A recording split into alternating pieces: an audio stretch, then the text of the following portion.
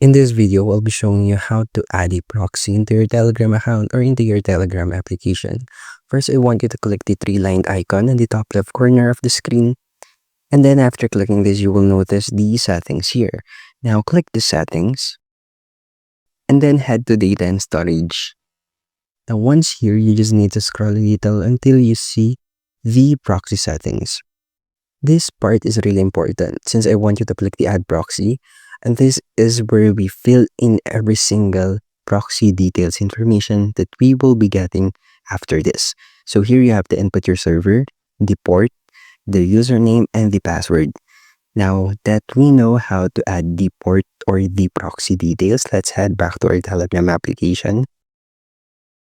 And here you have to click the search button, then type in proxy monitor bot. Now click the search and click the first result that you will see. Well, this bot is capable of generating free proxy for you. So click the start here.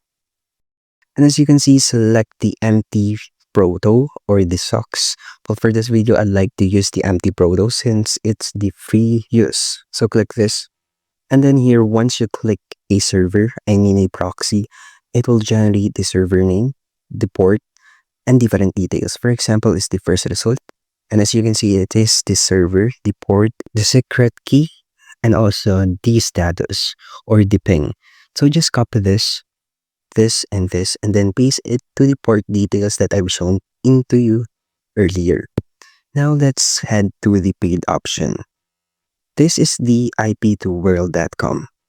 Here you can access a paid version of a proxy that is only available in your account. Well, they offer ports and proxy too that you can use into your Telegram account. So if you want to use this, just buy this or subscribe into it.